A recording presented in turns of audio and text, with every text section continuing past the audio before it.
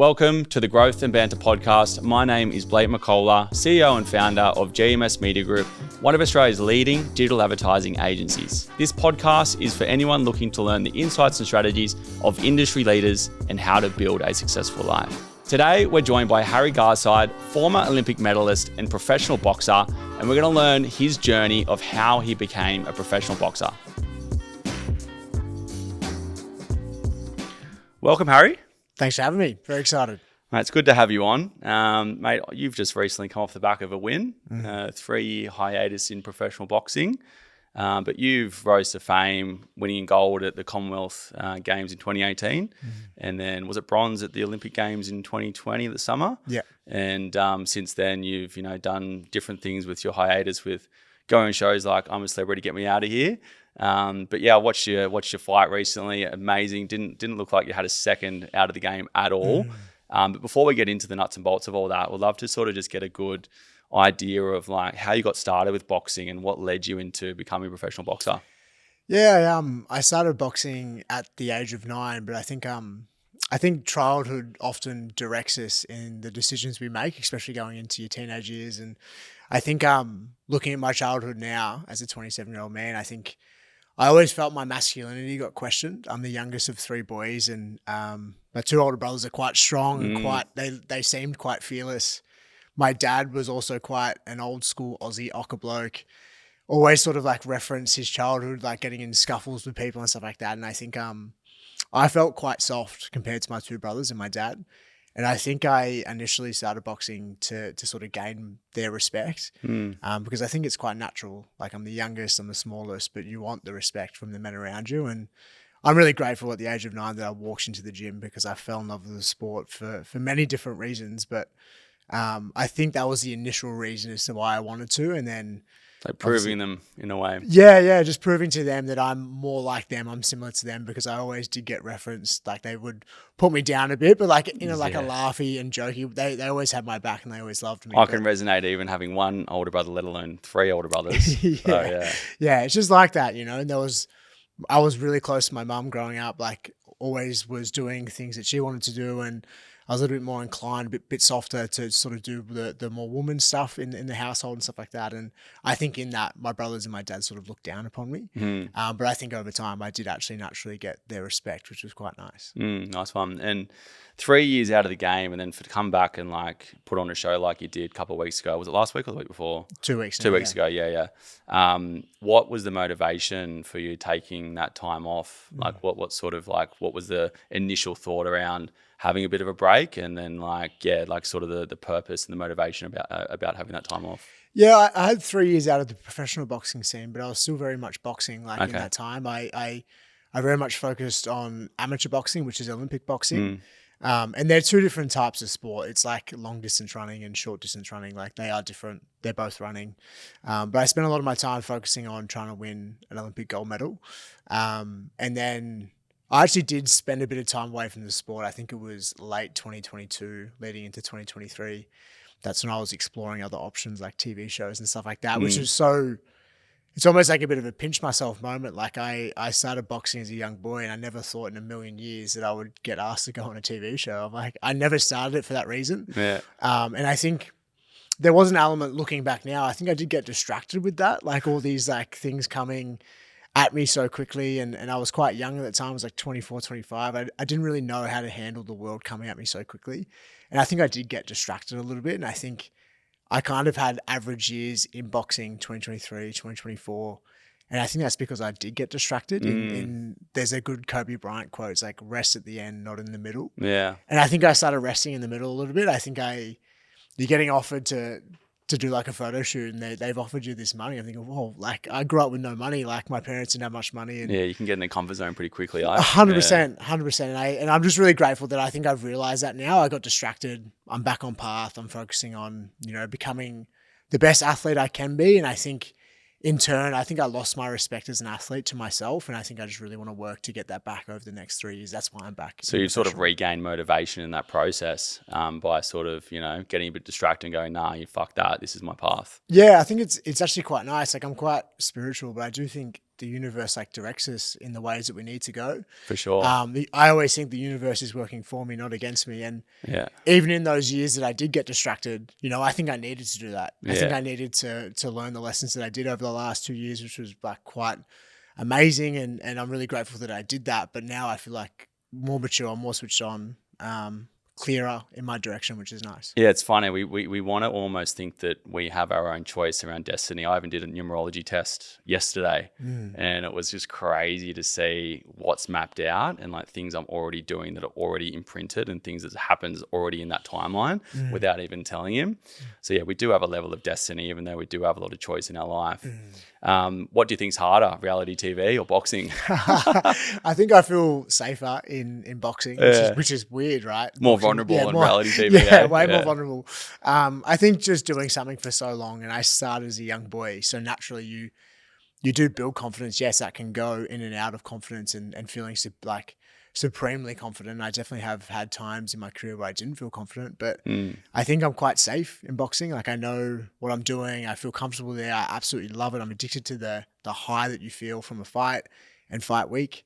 But yeah, reality TV, I think just live TV in general is quite, you could say the wrong thing and ruin your whole life. We're talking about this on the way in, unrelated to you being on TV, but just like how damaging it can be going on a show and them portraying you to someone that you're not.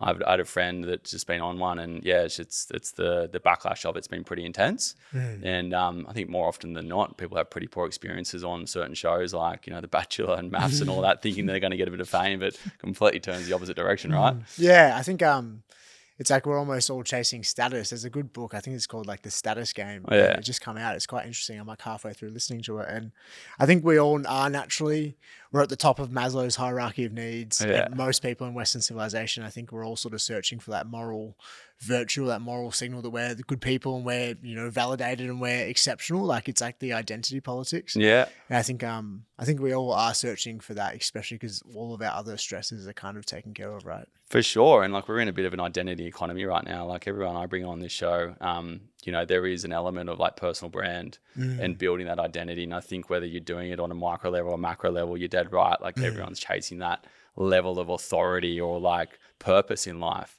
So it makes complete sense. Now let's talk about your most recent fight. I watched some of the undercards as well. That heavyweight match was out of control.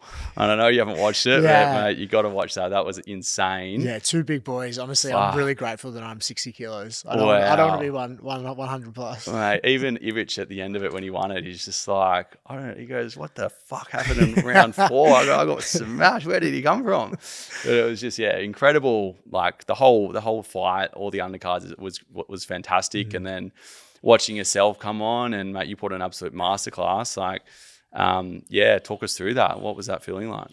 Yeah, I think I naturally just had like a lot of pressure on myself. It's quite interesting. Like I think like naturally, of course, we care about other people's approval and other people's attention. But I think I very much do think that a lot of what's driving me right now is like self-inflicted. And I'm very much just craving my own respect. I think I did lose that over the last 3 years, getting distracted and I guess, taking some shortcuts in boxing and prioritizing other things rather than your boxing career. And I just feel like way clearer right now. So then in that, I feel like I'm not there yet, but I feel like it was a massive step in the right direction when it comes to gaining my respect again as an athlete. Yeah. And how comfortable did you feel in the ring? Like, was there a bit of a, did you feel like you were sort of on top of it from the get-go? Because it definitely looked like it. Yeah, I felt I was really nervous, but I was like naturally before a fight, like it's the most primitive and beautiful feeling. Like and no one can say that, right? Like when you're watching a fight, like you don't know what's going on internally with fighters. I love it. Like I think it's like I can't imagine what it would be like fighting in a war zone or something like that. But I think it's arguably what I think the closest thing we can feel to like what it means to be an animal, what our ancestors would have had to do to survive. And, and I just think it's so beautiful and it's in a controlled environment. So I think to exercise that, I know life sometimes can feel boring, but when I'm doing that, it doesn't. Yeah. And then what happened at the 6, because it was 6 rounds, wasn't it? And then it was called off at the 5th. What happened there? A bit of controversy there. Yeah, I actually felt sorry for him. So I didn't know what happened. I thought his corner called him. I didn't know either. Like, so I had no idea. So then I was just like, and then I found out that the referee stopped it, which I thought was pretty bad, to be honest. Like I thought my opponent wasn't showing signs of being knocked out, or like I felt like he deserved to finish the fight for sure. But the referee's job is to just protect athletes. And I think he was thinking that maybe my opponent was copying too much damage. But I personally think, my opponent deserved to finish the last round for sure. Yeah, I mean, you're definitely. I feel like you're winning every round, but I agree. Like he wasn't so out of it that he couldn't continue. I completely agree. Yeah, I felt bad for him when I knew. I was like, I didn't know it at the time, but then I got out of the ring. I was like, oh no. I thought it might have been a cut thing, but you both had cuts from the headbutt early on, right? Yeah. Like yours is held up pretty well already. Was that a distraction with the cut? Yeah, massive distraction. I think you've got to adapt real quickly when that happens, especially happening in the first minutes, which is wild. So quickly into the fight, and I think you do change up your tactics a little bit. But I think my corner did such an amazing job. Like by about round 3, if not round 4, like completely finished bleeding, which is really nice. Yeah, they were saying that through the fight. It's almost like everything's a bit of a blessing, like when you zoom out far enough. But like it almost makes you switch on more. You go, oh, this is like a massive hurdle that I've got to like jump in the first minute of the fight, and it could really throw someone off. But I think you just got to like adapt in the right direction. And as I said, a bit of a blessing because I had to box smarter, way more in tune with what I was doing rather than just doing. Like I had to actually be a bit more intentional.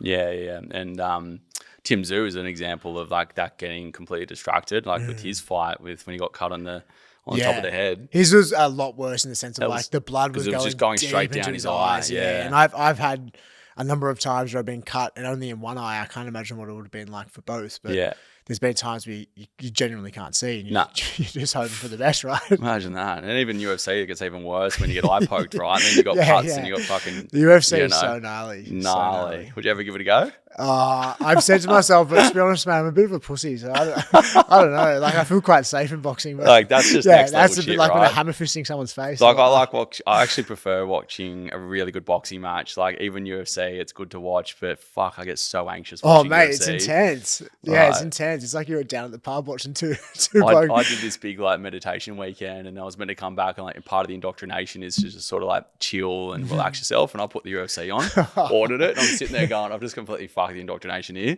Sitting there as an anxious mess and I was watching all these fights for like fucking 3 hours. But yeah, in terms of, I know like you love putting yourself in vulnerable situations, and boxing is one of those. Being on, the TV show would have been very vulnerable, but you also do like monthly sort of put yourself in situations to make yourself feel uncomfortable.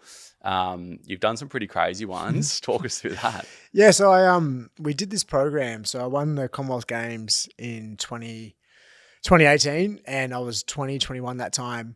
And at the end of the 2018, we did this program with the Commando Regiment and past Olympic gold medalists. It was called the Gold Medal Ready program, and it was pretty much just like a 3-day thing focused on just challenging us athletes so we can, be a bit stronger mentally. And the thing I took most from it was, if you want to grow as a human or as an athlete, go to the places you feel most uncomfortable. And I think more than anywhere in the world, Western world needs that. If you want to, because everything is, as I said before, if you don't know Maslow's hierarchy of needs, like the bottom level is like survival, shelter, food. The next one's like emotional needs.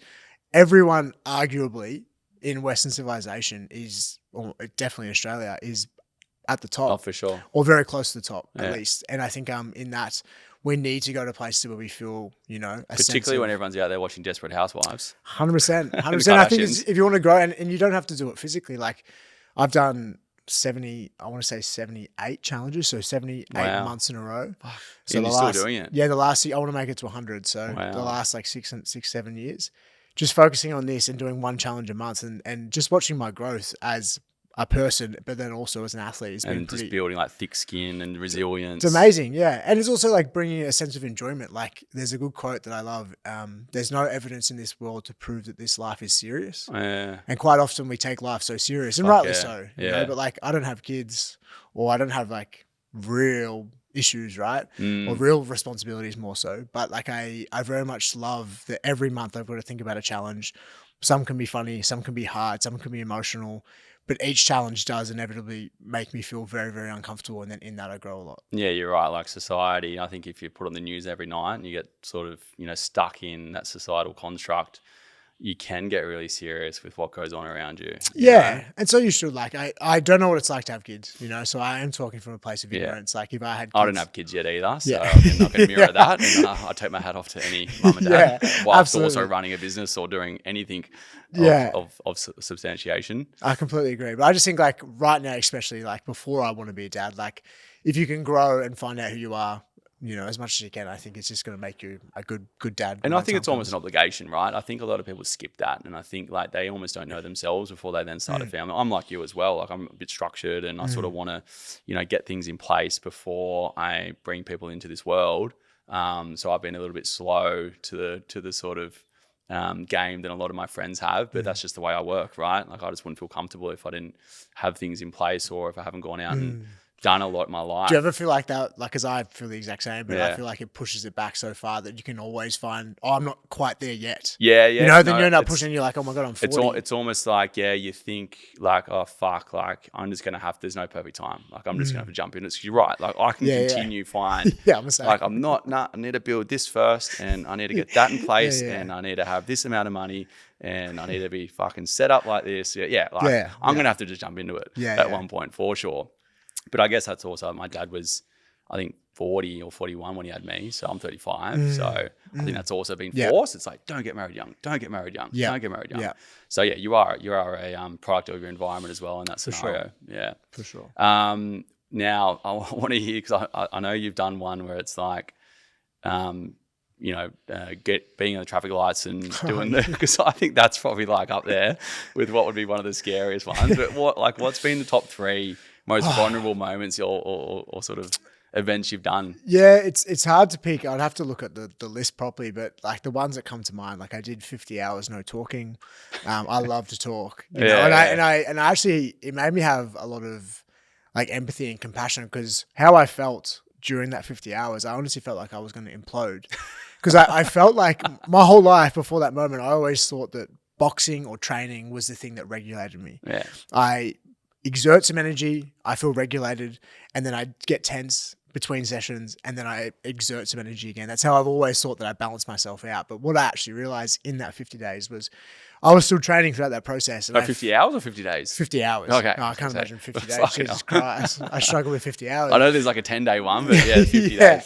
But what I realized was talking is actually a massive way that I release a lot of my energy and feel neutral and balanced. And it really made me think around, like, there would be a lot of people, and I think a lot of men in this world, who feel quite silent and feel they don't know, they might not have the emotional literacy or the person that they can properly trust and confide in with some deep information. I'm not saying females don't experience that, because I'm sure they do, but they have better systems where they bitch to their friend or talk to their friend and get it off their chest, right? So true. And in that 50 hours, I genuinely was like, I noticed my mental health starting to spiral. I'm I wonder how many men or people would feel like this. Because you haven't been heard over that period, and you're just like, it's interesting. Yeah. Because like, you know, a lot of people are introverts. They don't want to, they're not natural communicators. Like I've had to teach myself communication. I was very quiet and sheltered, and you know, that's probably come from a bit more of a structured upbringing.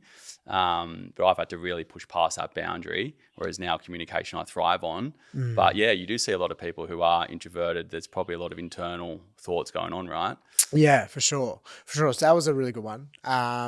As you said, washing windows. Yeah, and I chose the worst day to do that. Did you bump into anyone you know? I actually did. So some of the Hello Sport podcast boys, I forget which one. I was thinking it was Tom, and he pulled up. He's like, Harry.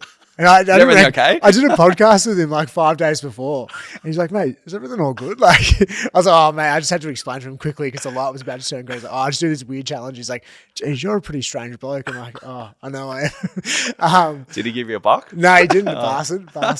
I did like begging at what's called a train station. I begged for money. That one made me feel a bit sick, like in the sense of like, I felt like, and I don't know if it's the person's fault, because I probably do this as well, but like I felt like people were just walking past me, and I felt no more important than like the chewing gum on the ground, or like I felt so small and unseen, because I think I've felt it inside myself when sometimes I walk past someone on the street who's begging.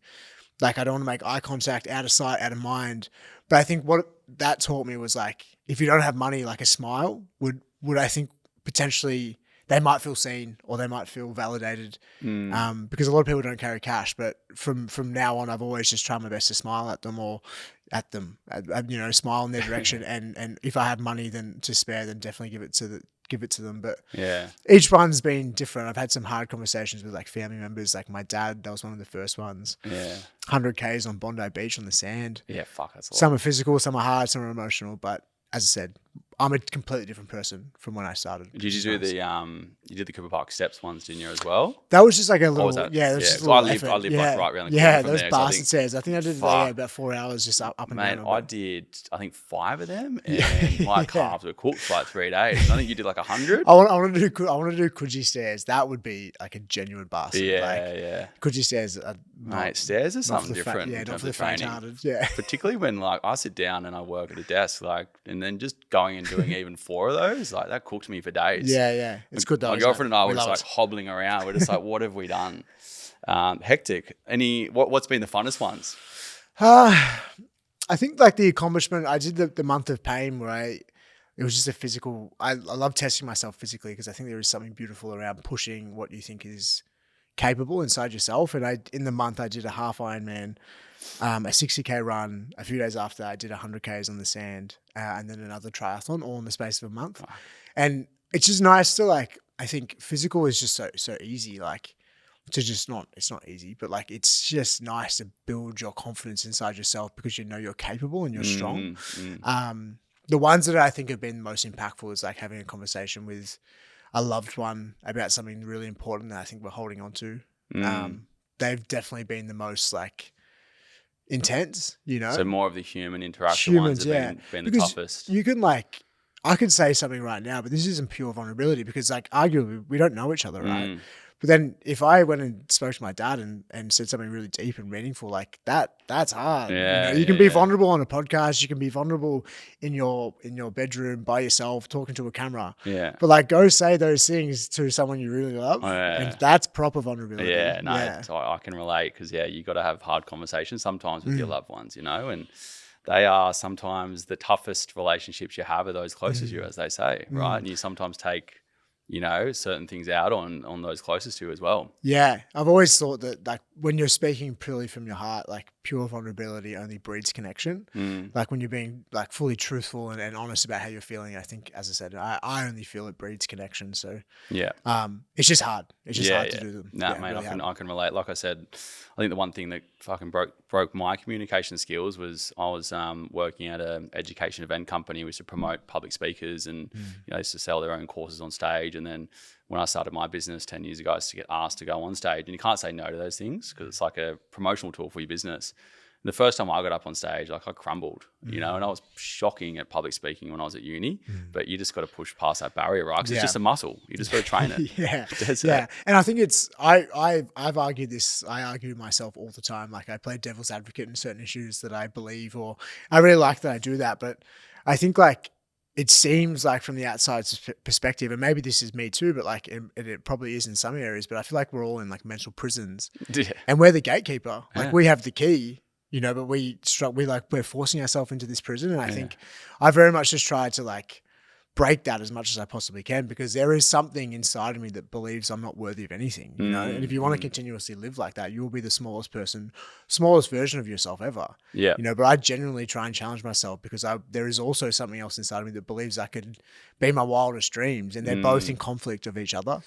And it's just that never ending battle, right? Between those two things inside self. And it's like, mate, it's a common thread with like reading a book or like what you're doing right now. It's just like that resilience and practice makes perfect. Like that probably all goes into what makes you such a great professional, you know? And then I think like, I know there's some other unconventional things you've done in the past, like, you know, undertaking ballet, which I'm sure probably helps a lot with your footwork. Like you dance around the ring, like you're so light on your feet, and that would have a huge impact to your performance as well. Like what are some other unconventional, like talk us through sort of what made that decision on? Yeah, I've always been really interested in performance arts, like from a young age. I remember I used to get bullied by my brothers for like watching High School Musical or Center Stage. Like they would bully me, but then they would sit next to me and like watch it. Hold on a minute. But I've always like really liked dance, and I think I'm quite spiritual, and I think boxing is like, arguably one of the most primitive states that you can go in or combat sport. And I think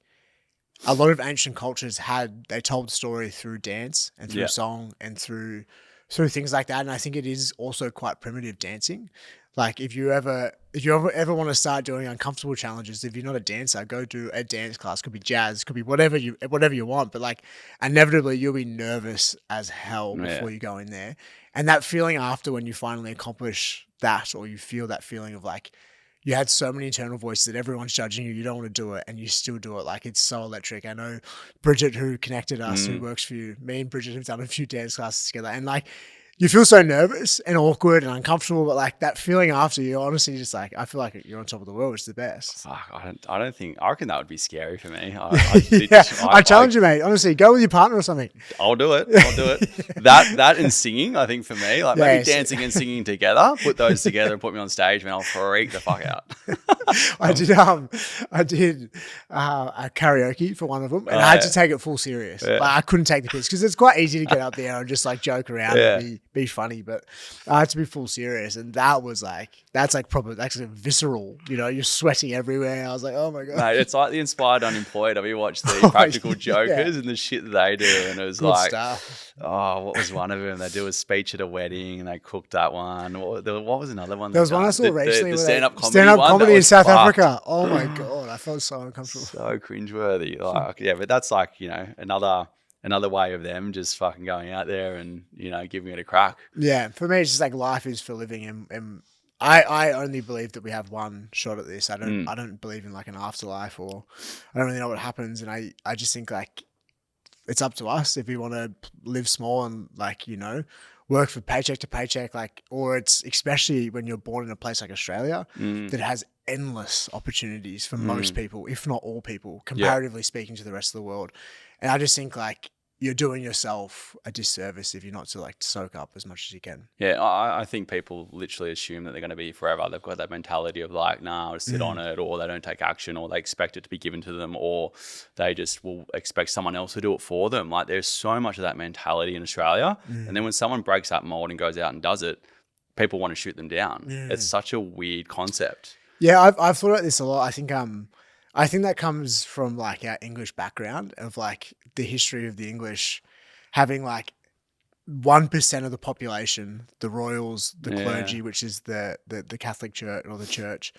It's like they owned like 99.9% of the wealth and the power and the control. And then the 99% of the population were like servants almost, right? And I think that comes down to when someone's doing, it comes from a history of like, there's like a massive portion who are making all the decisions, have all the money, like a small portion of them, and they control the 99%. And I think that comes down to what, like where Tall Poppy was started, but it does suck, you know?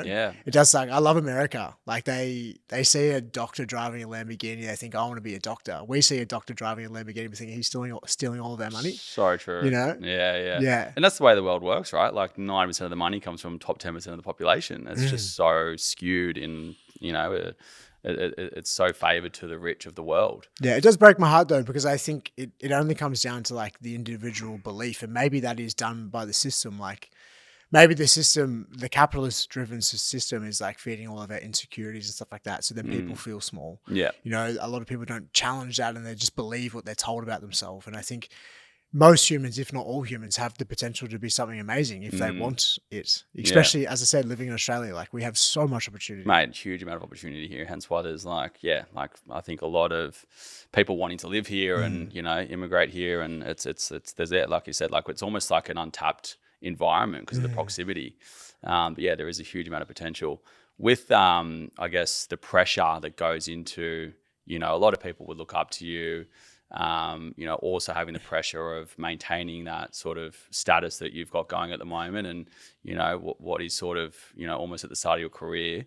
How do you feel your audience and public perceives you? Like, has there been any backlash? Like, how is it what's the pressure like to being in the spotlight? Yeah, it's interesting. I remember, I think it was 2022. So 2021 was probably when I got to a level of like you walk down the street and it's quite often you would get recognized. But before then, it's like... From the Olympic Games. Yeah, from the Olympic Games, yeah. And then And because of COVID, everyone's watching it, right? They're on the TV. 100%. And I I don't know. I didn't really know how to handle it for the first 12 months, especially. And you're reading the comments, and some of them are negative, most of them are positive. But you're like getting very much like it's you. Like, and I think I realized that in 2022, and I actually had someone take over my social media because I was like, you read 99% positive comments about yourself, which is what it is. It's like you start thinking you're some sort of god or some legend. And then it's like you read that one comment because you think you're a god. It's like that. It's just easily cut down. Yeah. And I said, it's all bullshit in the sense of like, I'm so grateful that there's so many people who love me and support me and get around some of the things that I stand for. But like, it is a fake environment. Like, it's not me completely. It's a version of me. It's a part of me, but it's not me completely. And I remember I wrote a poem, I think it was in 2022, and it's like, inside of me, I feel the most greedy. Inside of me, I feel the most powerful. Inside of me, I feel the most happy. Inside of me, I feel the most evil. And just like a whole list of different things. And it's like, while none of them are me completely, there's a piece of me in all of them. And I think humans are that, are just a cocktail of emotions and experiences and stories. And I think if you're constantly reading positive stuff about yourself, you start thinking you're someone that you're not. Yeah. And I'm just Harry, who tries really hard, is deeply curious, is deeply flawed. But, you know, I have people who love me and care for me, and I love and care for them as well. So Yeah, I think, like, we're human, right? Yeah. Yeah, don't think that you're someone who is above anyone or below anyone, right? No, and I guess that's like the same as like someone early in your career or as a child, if the mother's just constantly going like how good all the time, you think that you don't have to grow anymore. So you need that sort of element of like love, but also challenge. Yeah. Otherwise you're just going to... It's human nature, right? Right? Like you need both elements there. I always think it's like, I truly believe that the Taoism, which is like the biggest philosophy in China, and the yin and yang philosophy, I think we all have yin and yang inside of us. And even in the like the evil side of the yin and yang, it's like there's still some level of goodness. You know? And it's like they're both inside of us. Yeah. And we get the choice which one we want to live our life from, right? And there will be times that inevitably life will force you into the other one. Yeah. And you just got to recorrect course. Yeah, that's right, mate. You've hit the nail on the head. And that's like fucking everyone I bring on this podcast is the same element of like, you got to take the punches, you know, you got to take the good times with the bad and positive and negative. You can't always strive for happiness, and you got sadness, you know, it's just the nature of how the universe works. I felt like sometimes I've like self-sabotaged my reality sometimes to feel the shit emotion, you know, to like sometimes, because I always know like in the darkest times or in the like the harshest times that the universe can like force upon you. I think sometimes like, you know, diamond is built in pressure. And I think sometimes I've caught myself like sometimes blowing up my life or self-sabotaging my reality so then I can just feel the shit feeling and then start the growth to get back to a nice position. The universe punishes you, right? If you're not being your most authentic self, then like the universe will just go, all right, here you go. That. Yeah. Have this, have that. What about this? That's what I uncovered in numerology test yesterday. Yes. Like it sort of said that I have to live the best version of myself and be healthy. And if I'm not, and I'm not authentic to myself, then because, you know, you're spiritual and I also conduct myself in a spiritual way. Because if you are tapped in like that, then the universe speaks to you more. You know what I mean? And that's what sort of I have to be authentic. Otherwise, if I'm not living a healthy, authentic life, I can't look after my team. I can't look after, you know, my partner, my friends, and let alone even think about having a family. I've always thought, not always, but I've been thinking about this a lot over the last like 2-3 months. It's like the battle between your ego and your soul, and your soul is the pure authentic version of you, the vibration that just wants the best and just like lives more harmonious to what you're truly supposed to be. And the ego for me is the thing that like wants to keep me small and you know, take the easy option and the instant gratification and you know eat the bad food. It's like the thing that keeps me very, very small.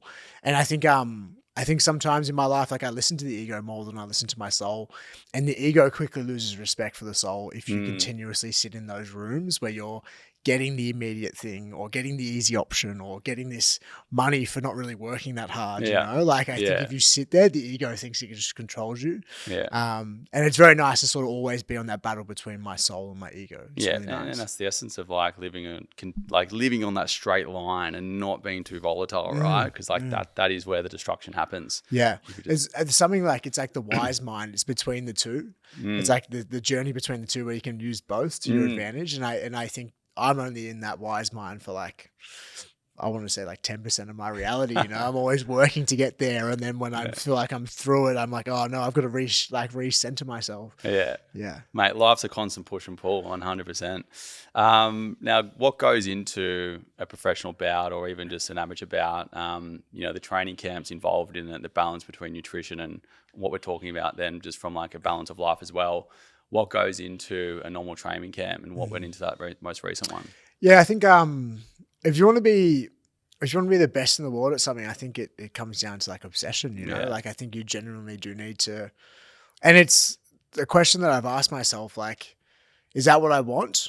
Or do I just want to be like a really, really good athlete, or do I want to be the world's best? And I think that does come at a sacrifice, in the sense of like, I would argue that the best athletes or the best CEOs or these people we prop up in society of being the best in their field zoom in on the other areas of their life, and I think a lot of them are subpar, right? They don't see their kids enough, or they miss their kids grow up, or they prioritize their goal. Like, I actually feel sorry for someone like a Kelly Slater, who is deep into his 40s, or he could even be 50 now, I'm not sure. No, he's 50. He's still trying to search for that thing. Like, surely he's proven it to himself, and maybe he loves surfing, and I'm sure he does, but like, it still seems like he's trying to prove something. You know, it's like, surely it's all or nothing, you know. Surely you've like proven it to yourself. There's got to be like what's the word?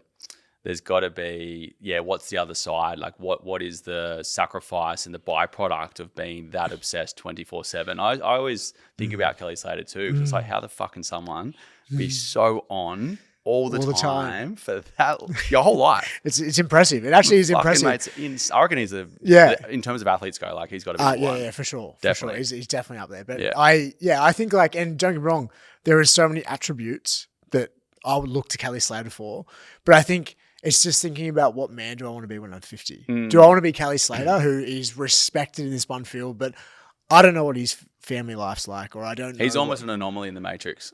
Yeah, absolutely. But like, I'm just very conscious that I want like on my deathbed to have like my kids and my grandkids around, you know? And I think that's a bit more important to me than being the best boxer in the world. And maybe not having that obsession might not get me to the heights that I imagine, but I'd much prefer to be a dad than be a world champion who sleeps in clean hotel rooms and, you know, is quite lonely. Mate, I completely respect that, and that same goes with me. I could, work more than I do with my business, but I know that I'd also like to have a bit of a blend and a work-life balance, more so than going all in on one profession or one niche part of business. Because then you end up just sacrificing everything. Like, I've built, a pretty solid business, but also I've enjoyed my life versus could have double, tripled it. But what do you sacrifice in the process? And like, life's the journey, it's not the destination, right? I think a lot of people, particularly in business, and same goes with athletes, they're probably chasing that end result. And if they don't get there, then where's the journey? They might enjoy it in the process. I think that's something that I only realized in the last maybe 12 to 18 months, was just realizing that, like, for me, I always thought it was the end destination, and then you kind of don't realize that I had heaps of fun on the journey, right? I know that's such a cliche thing that everyone always talks about. It's so important, though, to know. Yeah. But I generally, for me, it's like, while I'm shooting for something really big, like I want to win a world title and retire on home soil, and while I do absolutely think that is like 100% a possibility, I've just got to grow and evolve into a better athlete and a better version of myself. But like, I also want to enjoy it and just know that, like, by the time I'm 30, 31, I hope to retire boxing because I don't want too much brain damage, but I just want to enjoy these next 4 years, you know, like, really enjoy it. I've dedicated over 20 years of my life to something and just absolutely like loved most of the journey. And I'm just conscious of that because I know that I'll wake up tomorrow and be 40 and boxing will be well and truly in the past. Yeah. And so just enjoy it now. And it's not just about having that end game with boxing, but like, what's after that, So how many... in terms of fights, have you got like a bit of a number on how many fights you want to have until you retire, or is it just having that sort of world championship? Yeah, it's really hard to know. I think most years I probably average 3 to 4, if not more, 3 or 4 more fights. And I think it does come down to like, how much damage am I taking, receiving? Just knowing that boxing's more of a long-term thing, in the sense of like, you don't realize the injuries you have now, and then I'll wake up at 40 and I'll struggle to talk. So I'm just conscious of that. The more damage that you take over the next 4 years, you know, maybe I might need to cut it short. Maybe I can extend. I won't know that until I'm really like very much on the roller coaster. So I'm just excited for the next 2-3 years and just want to grow, as I said, to a better athlete and a better version of myself, and in that get my respect back. And then I think when I've got that, I think the universe will start offering me things. You know, I think that's what will happen. And it's a smart realization too. I remember even Joe Rogan comparing the difference between UFC and boxing, and like the damage you take with UFC obviously is your entire body.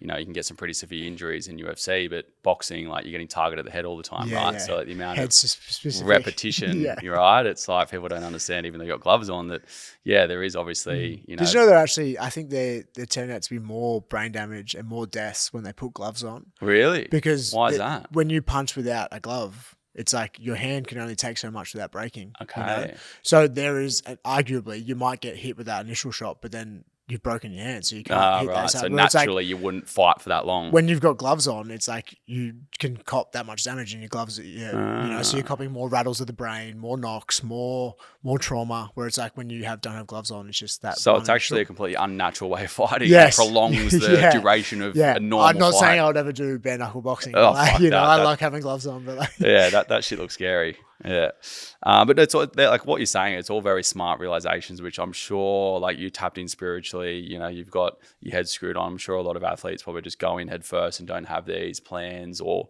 realizations and come off the back of it. And you know, there's a lot of athletes and sports people that don't have what is my plan after my career? You know, even NRL players, like, how long can they play footy for? What's the plan after that? You know, and there's a lot of like mental health issues after that. So I know you're developing your personal brand. What's some of the things? I mean, I know you're sort of letting the universe sort of do its thing, but is there anything you sort of got planned post-boxing career? Thinking that far ahead or not really? No, definitely thinking that far ahead. I think there's a few avenues that I think I could explore, but I think it very much, like, I know what my life has felt like living with passion and purpose. You know, for most of my boxing career, I've woke up most days knowing where I want to go and sort of really enjoying it. Like I would jump out of bed, like when I was younger, at 5 a.m. to go for a run because I loved it. I was obsessed. So I think whatever the next thing is, there's a few doors that I may explore, but whatever the next thing is, I just got to make sure that has that passion, and has that purpose and has that direction, because I know what it feels like. And if I'm not feeling like that in what I'm doing, I've experienced it before, so life will feel very flat. But I think boxing is a 1% of what the universe has to offer. If I want to be a monk, I can go do that. If I want to be a carpenter, I can go do that. Like, we are bound by the limitations we put on ourselves. And there's so many things that excite me. I'm excited to experience that, whatever it is. And if all else fails, you can clean windscreens at the traffic lights. I do. I'd never done it before, and I didn't realize that I put way too much detergent in the bottle, and I screwed up the bloke. I put too much on. I'm trying to wipe it off, and the light's gone green. It just wouldn't wipe off. And it wouldn't wipe off. And I'm thinking, he's just driving. He's giving me 50 cents. He's just driving with, like, can't even see out of the window. I felt so bad. I always wonder, like, you know, hats off to, you know, the homeless that are getting around that and trying to make a buck, but you know, you're going to walk away and put your windscreen wipers on anyway. Like, the theory behind it sort of never made sense to me. Yeah, for sure. Mine's more like they're trying to do something, which I admire. Yeah, I love that they're like. There's the reason why I did it was I can't remember. It's like on the golf course, Moore Park. I don't know what road it is, but there's a bloke there every day, and my boxing gym was close by. The one that sort of limps a little bit? Yeah. With the bad knee. Parrot on your shoulder. Yeah, with the bad knee. Yeah. The parrot just disappeared one day. I started talking to him almost every day because I would be there every day, and I was just like, you know what? I don't know this guy's life story. I don't know if he's tried to get work, if he has a criminal record, but he's there religiously all the time, Monday to Friday, if not Monday to Sunday. You know, doing overtime. He's doing overtime. And I'm like, he deserves. Just every time I'm there, I either have a chat with him. I won't even say that because I think people, you protest the things that you do. Yeah. It's fake. But I've just built a relationship with him, and I'm grateful for that. Yeah, mate. I think the same. And there's one time I was the other end on Centennial, and there was he just looked like a normal father. sometimes they look a bit rough, and this one looked like, and I wanted to loop back around and give him money. Have you seen the one at like I felt really near the bad. trams at Moore Park?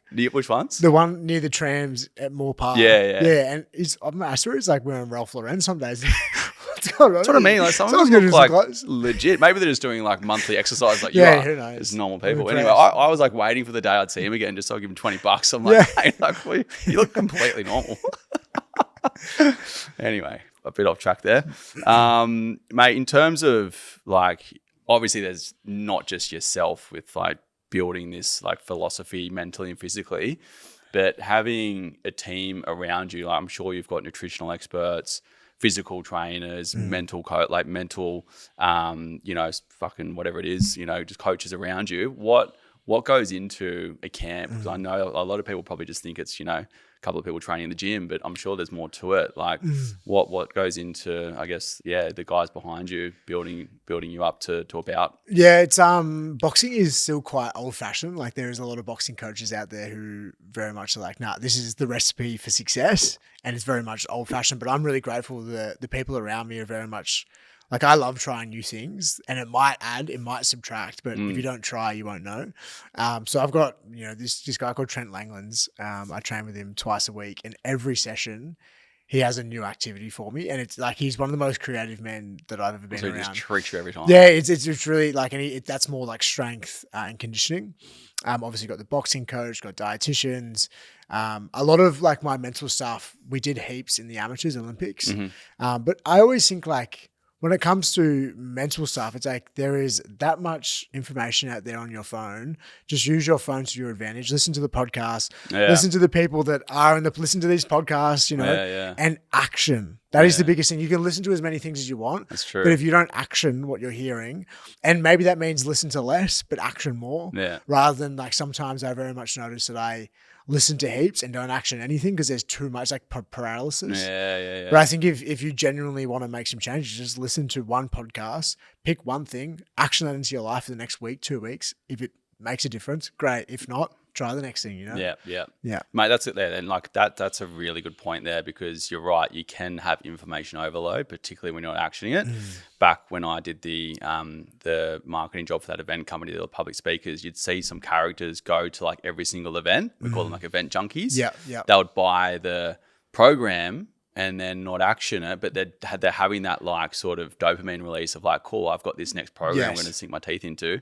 Then they're at this next event. So there's a lot of people out there that will like consume something but not action it. And you'd rather go to an event or watch a podcast or do something, and like you said, have one takeaway. That's it, just implement it. Because you can have also like a mood board of goals, and if you've got 20 goals there, like it's you're not going to know where to start. Like have 3 max. I've definitely noticed like once or twice a year I have some really low points. Like it's quite natural. I think I've got really high highs, so then I have some quite low lows. And something that usually always helps me if I'm in something for like longer than a week, 2 weeks, like I'm really in this low state and I feel like my vibration's starting to get real low. Like I do a 24-hour fast, and I think it doesn't matter what you do. There is obviously evidence behind fasting and benefits, and there's also some conflicting things as well. But I think it's like, because I lost my word with myself, and that's why I feel flat, because I make these little promises like tomorrow I'm going to be different, and then you don't be different. And then you start feeling flatter and flatter and shitter. And it's like just choosing one hard thing that's relatively hard. We all love to eat. We all love the routine of eating. And I think if you can just pick one thing, it could be mowing the lawns, it could be whatever it is, but pick that one thing. And it's just like a little slight degree shift inside self. You said you were going to do something and you did it, and you feel a little bit more positive, and then you stack that over day. And I think in time, you're just in a completely different destination. It's like you're banking that action and it just keeps compounding, right? Rather than like the more you leave something, it festers. And then it never happens. Harder. Like I look at someone like my dad, and I love my dad. He's a great man. He's worked fucking hard to get to where he is. Like, but like he's past the point now where his body's breaking down on him. He's unfit. He's unhealthy. And I think he's gone too far in that how hard it would be for him to go to the gym or to just get out and do it. Where it's like, for me, training's like, I'd love to train. I'd do it every day. So it's like, it's not hard for me to get up and go for a run. But when you're in something for so long, it is so hard. So I think it's better to crack it early before it gets banked up and you're 60. Yeah, 100%. It's like use it or you lose it, right? I had a shoulder operation. I was out at I don't know if you've had, I had to labor in repair. So that was like 6 months. But it took me like a good year and a half to properly get back on track.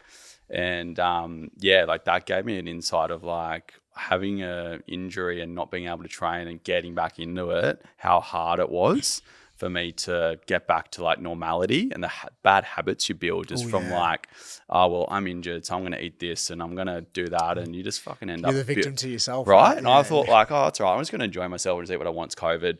I'll rebuild it. I know how to train and fucking actually build some pretty bad habits during that process. It really like took me a while to get out of that rut. And it was like, once I got out of it, I was like, fuck, that was a bit of a hectic experience, you know? Yeah. So it's like, having the tools in the shed to be able to, like training, for instance, or even just going to the gym, I know I have to have that life commitment because I'm sitting down at the desk. If I don't do that, like even just 4 hours in a week, I'm going to have a life of misery at the end of it. Funny you said that. You just sparked something that I've thought about. I've got this like analogy with tools.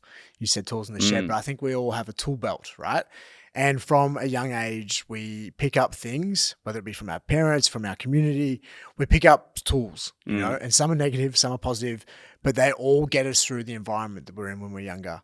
And I think as we grow older, we start realizing, oh, maybe this tool doesn't serve me anymore. I'm acting in a negative way because I don't need to act in a negative way anymore, but like I had to when I was younger.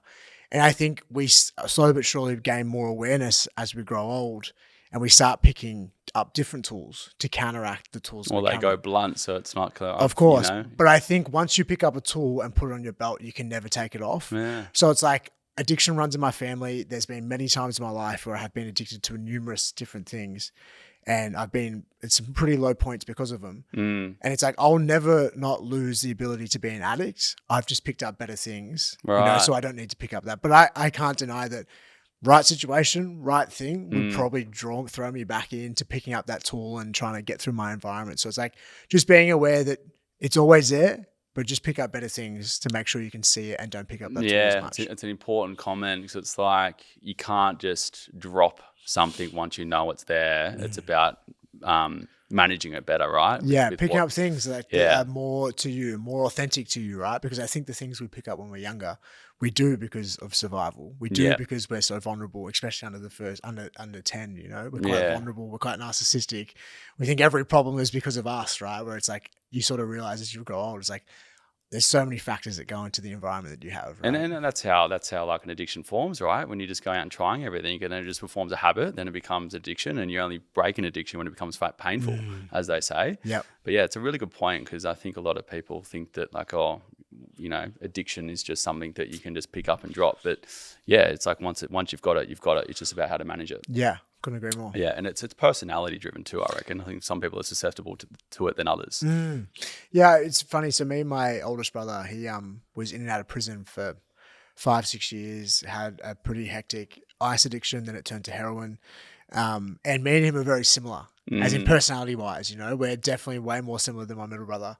And for me, it's like I could have 100% ended up where he ended up, but I had like a passion. I had something that I had real interest in. And I think I'm so bloody grateful for boxing and for finding something from a young age and my parents giving me opportunity and to go try new things. I'm really grateful for that because I think I could have been a completely different man, and just knowing that that's inside of me potentially and just like learning better ways to deal with, I guess, more negative emotions. Yeah. I always find it's funny how like people have their everyday vices and other people like will binge it. Like I'm a binger. Like I can't, I'll do something to the point where I'm over it and I just won't do it for like, a month. It's like buying a new jacket, you wear it every day and like, I'm over it.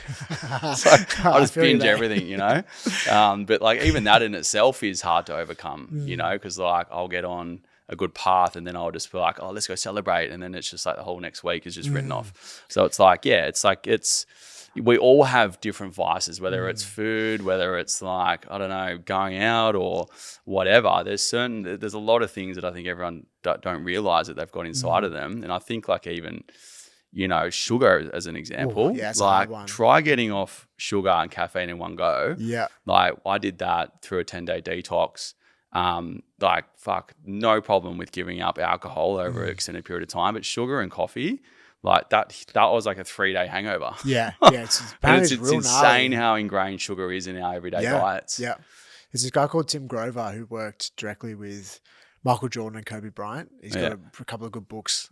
Relentless is one of them. And he talks about getting some of his athletes off sugar, and some of them go into like sweats. And full on. It's like pretty gnarly, especially in America. Like their sugar is way worse than here, but we're not far behind them, right? Like cutting out sugar is almost like impossible at times. I was like the first day after it, 24 hours, I was like at work and could not concentrate, splitting headaches. The day after it, I was like crashing in mood swings. Third day, I was just like, what the fuck? How, like, this can't just keep, like, surely I've got to start feeling good at some point. And then Still waiting. Yeah. I'm still waiting today. It was just a 10-day fucking hangover. No, it wasn't until probably like the 4th day, in all honesty. Yeah. Because I only have one coffee. Like, it's not like I have 3 or 4 coffees. Yeah. And it's not like I don't eat a lot during the day. I have like breakfast, one salad, and then at night I'll usually eat most of my food. But there's obviously a lot of sauces and sugars I was having in my diet. And we don't realize, right? You don't realize it. Yeah. Going on the carnivore diet, like that's basically what it was. It was just meat and vegetables and no fruit. And like for 10 days? 10 days, yeah. But yeah, that opened my eyes to. I've got a friend who does like 40-day water fast. Yeah, wow. Which is hectic. Yeah. I think it was 20-day water fast and 20-day juice fast after that. So 40 days in total. I can't fathom that. That's insane. I did a 7-day. I can't even imagine what, Mate, any longer than that. Even 7 days is hectic. You know what's interesting though? Like I very much thought it was going to be like a really hard week. I thought like I crave food, like I'm an athlete. My body's always sort of wanting nutrients, but like I was arguably in one of the most peaceful states I've ever been in. Like I didn't have mood swings, and it really made me conscious of like, I wonder how much in my diet are making me go up and crash, or maybe I'm having too much sugar, or, it was actually really interesting to just feel so peaceful, lack of energy. Like I couldn't go do a hard session, but like mentally was just so peaceful. I was nice to be around. I didn't sort of like debate anyone. I just like was like so calm. It was really nice. Well, it's amazing what you put in your body, and like drugs alone, like food, it can be a drug, and it is, right? Like fuck, there's so much processed shit out there. It's like sugar, they say, is the biggest addiction that most people have. For sure. But yeah, I notice it when I do cleanses and then I start eating, like how much of an impact certain foods have on my body. And that's like, rather than like blaming it on, stress or whatever, like you can actually tell what foods, you know, and like everyone's different. Everyone will respond differently to certain diets, right? It's pretty crazy to think that we like have so much accessibility, like only probably in the last not even 100 years, like we can get fruits from any part of the time of the year. We can get like veggies from any time of the year. We can get any type of food we want. And I wonder how much that plays with our body. Like our ancestors wouldn't have been able to get apples this time of the year because there was no apples. That's right? True. Whereas like it's crazy to think that we have so much accessibility. We're not meant to be eating that food at that time of year. If our ancestry is back to somewhere in Europe or somewhere in Africa or wherever it is, it's like at some point in the year we wouldn't have had certain foods, and we're just like consuming everything all at once. Yeah. I think it's very strange. I never thought about that, but that's a good point. Now, I mean, like advice, I'm sure there's a lot of people, again, like I said before, that look up to you. What advice would you give people sort of looking to turn pro, or at least getting into some sort of professional career, and like what sort of things that and tools in the toolkit that you need to have to prepare yourself for such a journey like you've had? I think self-reflection and curiosity for me has just always been the biggest one. Like asking, like, what role did I play in this? Whether it be a good or a bad outcome, And I think I definitely felt at times in my life where it's like something bad happens to you and you want to point a finger at someone else, and it's their fault or that thing's fault.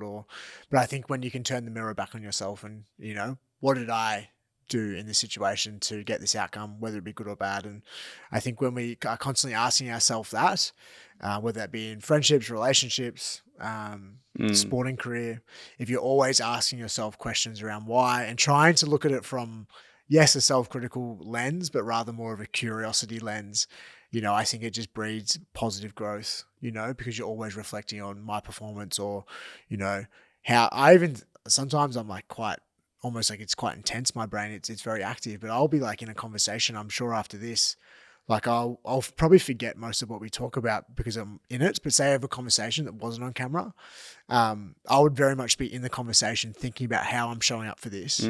Why did I say that differently? Why did I act a little bit different? Did I want to be accepted? Why did I want to be accepted? Like that's what's going on in my brain. Critiquing yourself. Critiquing, which, you know, some people would argue that's negative, but it has inevitably made me grow into a better version. It's just having a better relationship with it and just realizing that when there's something that's critiquing too much, just be like, hey, like, you know, a little bit more compassion for yourself or be kind.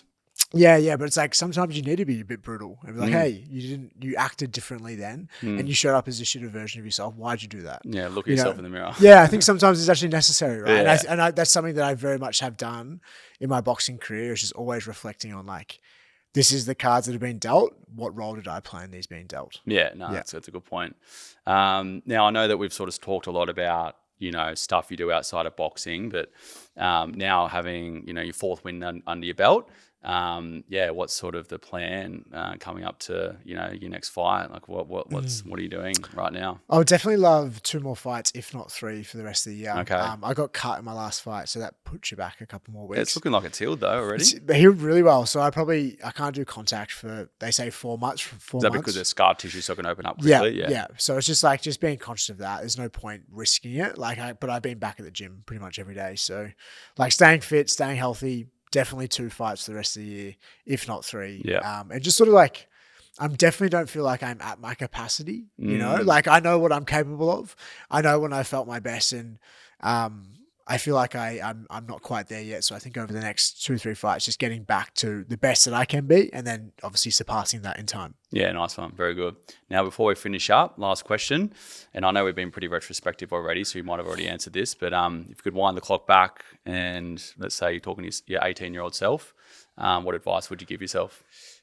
I get asked this a bit, but it's probably more younger, but I wouldn't say a thing. Yeah, I wouldn't say a thing. I think I would just give him a hug. Yeah, I think it would be different if my life didn't turn out the way that I wanted. But I very much do think I've been quite conscious about my direction.